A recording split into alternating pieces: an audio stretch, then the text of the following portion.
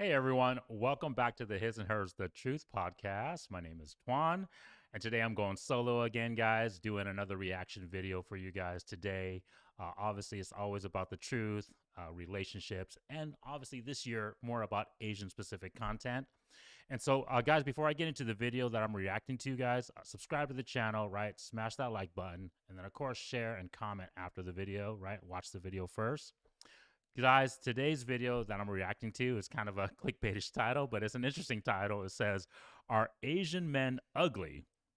And it's a black pill analysis.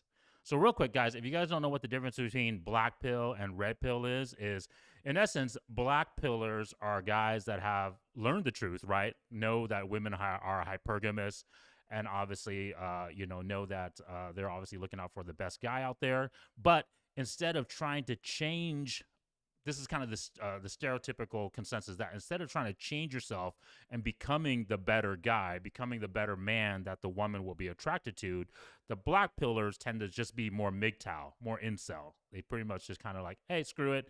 I know women are screwed up. I'm just going to walk away. So it's more of like, I guess, a negative mindset.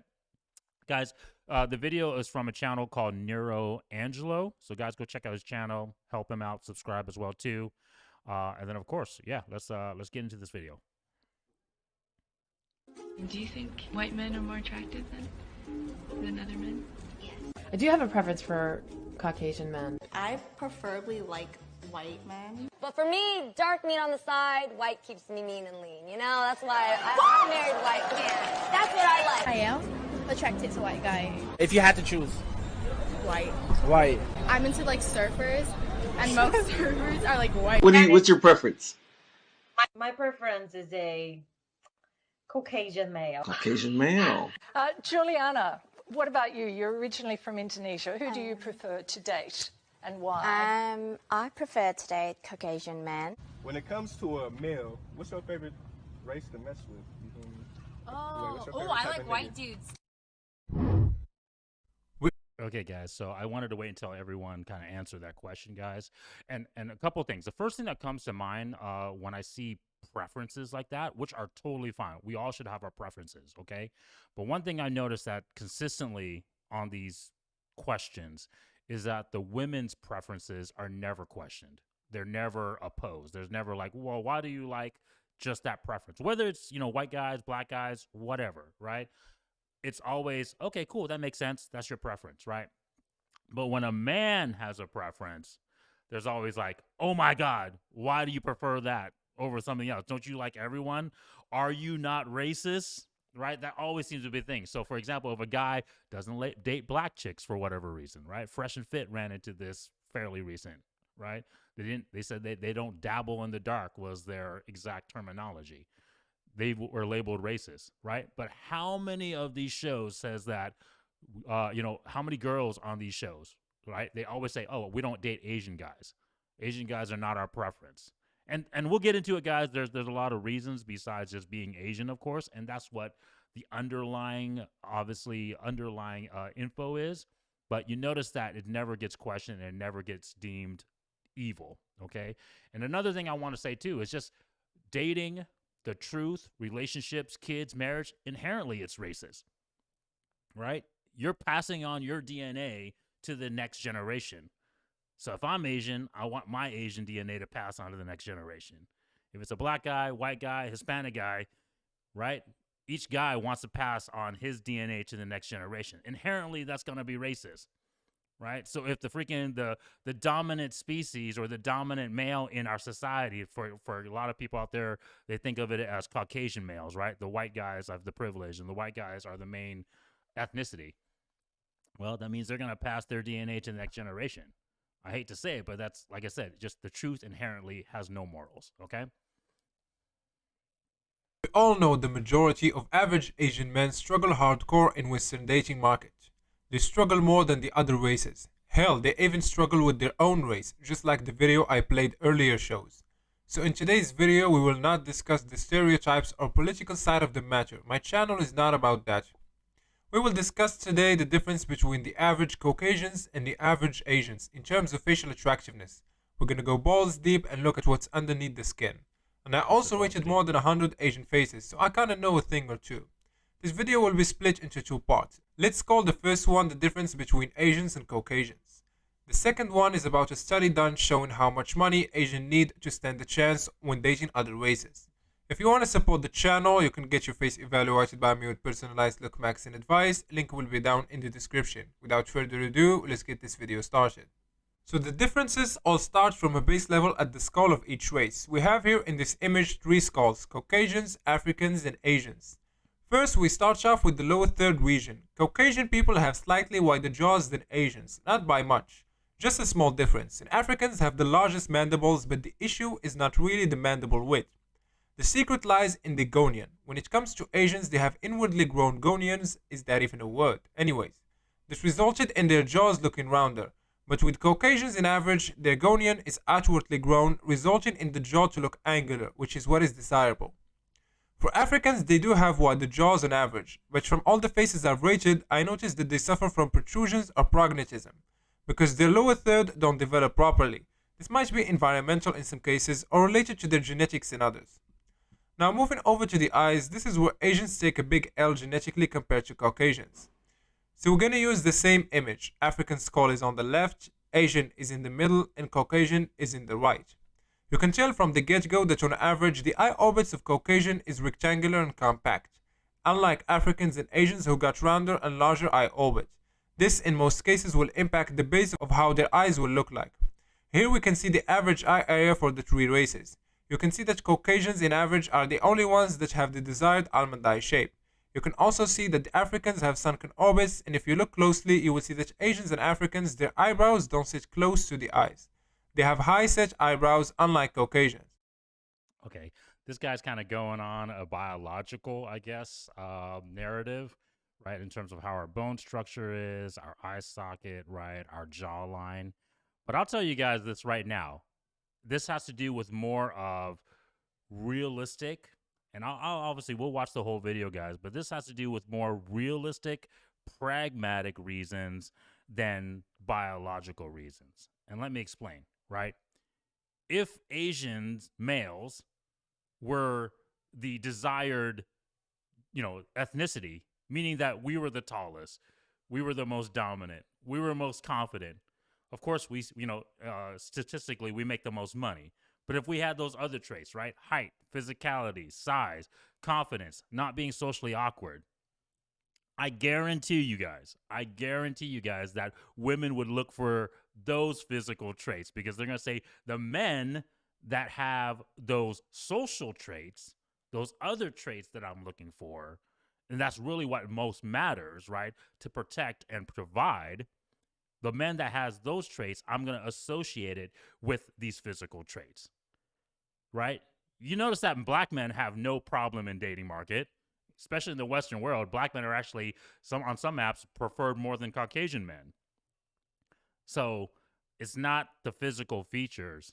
It's your characteristics, right? It's your other traits that they associate it with to make it whether, you're going to be considered for dating or not.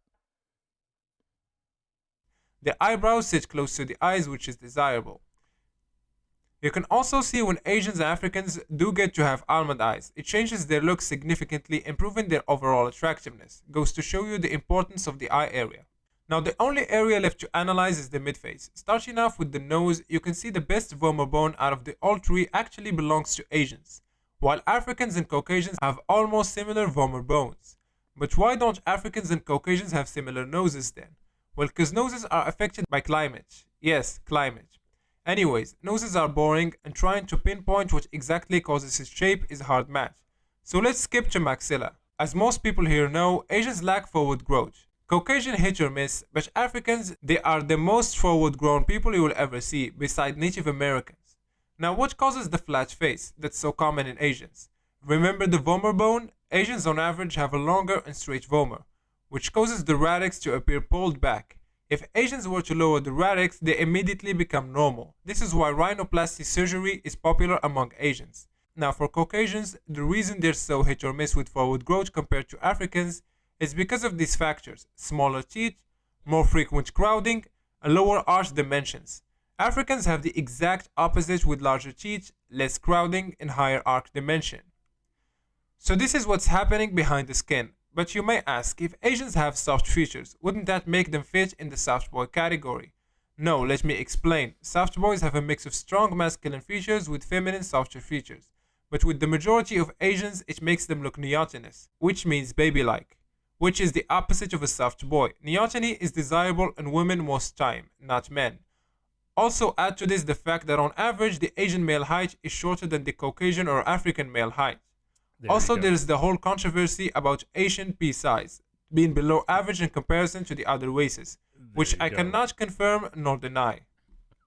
When it comes to the second part of the video, I already broke down this study on my channel.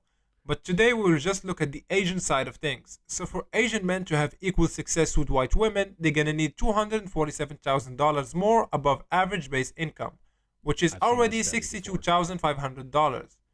So they're gonna need in total $300,000 plus. We can see that the black and Hispanic women don't even consider Asian men, while the other races have to pay less, with the white guys having to pay the least amount of money. That's it for today's video. I hope. Okay, guys, that was the end of the video. I never saw this video before, but it was a good title, and I guess in a way it did clickbait me. But like I said, his whole argument as far as the structural features, you know, don't get me wrong, there is something into it, but it has to do once again with more of your actual pragmatic traits. And I'll give you guys a prime example. You know, who in our society has the least amount of biases? You know, are 100% brutally honest when they have to be? It's kids, right? Right? Kids, if they see a fat kid, they're gonna say, "Ha, you're a fat kid," right? If they say, they smell you and you're smelly, they're gonna say that you're smelly. I mean, kids are pretty much just straightforward, brutally honest, right? And so I'll tell you guys right now, my sons, they look like me, Asian boys, right? My sons don't have any problem with girls liking them, right? So it has nothing to do with their facial features, has nothing to do with their bone structure. It's just my kids are more Americanized. My kids were raised by me. They're more outgoing, right? They're more confident. They play sports. They're more physical. They're taller and bigger than your average Asian boy, right? Where they're athletic. And like I said, they have outgoing personalities. So that's really what's going to make it or break it when it comes to the dating market, right? Your DMV, your dating market value. And guys, I hate to say it, but this is also why black women are also the least desired on dating apps, right? It has nothing to do with their ethnicity. It has nothing to do with their color. It has nothing to do with their race. It has to do with their characteristical traits, right? Loud, boss babe, I'm a queen, I make my own money, I don't need no man. You have those attitudes, and you wonder why men don't want you, okay? So that's the main thing. The other thing I wanted to say earlier, but I wanted to make sure the video was over, is that once again, I always try to inform you guys. Notice that all those Asian women in the beginning that were asked, you know, whether they would prefer, you know, dating an Asian guy, Caucasian guy, black guy, whatever, you notice that they're all still very traditional looking women, Asian women, right? Obviously, there were some that were, you know, more westernized, but even the ones that were from the original home country, right, you know, definitely didn't, you know, spoke with an accent, you notice that they still preferred Caucasian males or black male, right? Like what did that Asian gal on The View said, right? Black men for fun, Caucasian men for freaking actual relationships, right? And once again, that's a stereotype. Why is no one calling her racist for saying that, right? Because what is the stereotype, right? A black guy's got big D. He's there for fun. He's just going to be a player. He's not going to, you know, be serious when it comes to relationships. He wants to, you know, have multiple women. Right? So for her, it's like, okay, yeah, if I want to have sex, I want to screw around, I'll date a black guy. But for a freaking, you know, when it comes serious and my fun time is over and I want to settle down, I'll get the Caucasian guy. And once again, guys, it's because of this Western society that we all live in here now. I want you guys to understand that this is the current dating market. This is the game. Don't be fooled that, you know, you're going to be a passport bro and go to freaking Asia and go to these other countries and think that you're going to find a traditional woman. You know, we have the internet now. We have, you know, Instagram. Every girl has an Instagram account that has a phone, right? Everyone's going to be influenced by a TikTok video, right? So you're not going to get the stereotypical traditional Asian women anymore. right? These viewpoints are going to be the same. Like I said, it doesn't matter if they're here in America or if they're in Asia. So guys, just be aware that that's going to be what you're going to run into. So there's two things that you can do. And I'm glad that this was kind of a black pill analysis because like I told you guys, typically black pillars are kind of like doom and gloom. They're like, hey guys, this is the dating market. It sucks. All women are like this. Peace out. I'm not going to play the game, right? Well, trust me, you don't play the game, you're not going to be fulfilled either. So there's two things you can either do. You can either freaking say, hey, I know the game now. Right? I'm RP aware now. I know the truth now. I'm going to become better. I'm going to get my values high. I'm going to go work out, make money. Like the guy said at the end, Asian men has to almost make, double as much as any other man to get noticed. And the reason why, guys, is because we focus way too goddamn much on money, right? You got to freaking get your abs. You got to work out. You got to be socially aware. You got to be more confident. You got to be able to learn how to talk to people and talk to women specifically, right? That's what they want, a complete package nowadays. Okay, so if you don't have the complete package, yeah, they're going to ask for more money, but that means you're pretty much just going to be a simp. Sorry, YouTube. But anyways, guys, that was a great video. Hopefully it's another, like I said, another learning video for you guys to be aware out there that this is everywhere. This is the modern female. This is the dating market. So awaken. Learn yourself, get better, be the man that every woman wants. And trust me, it has nothing to do with your bone structure, your nose, your freaking eye line, jawline. It doesn't matter, any of that crap. You become the best male that she wants to be and she's physically attracted to, you'll get that number, okay? So next time, talk to you guys later. Peace. Join us as we give you guys a glimpse into our lives, give you guys advice, hopefully give you guys entertainment value as well too, and provide you guys better outcomes. Yes.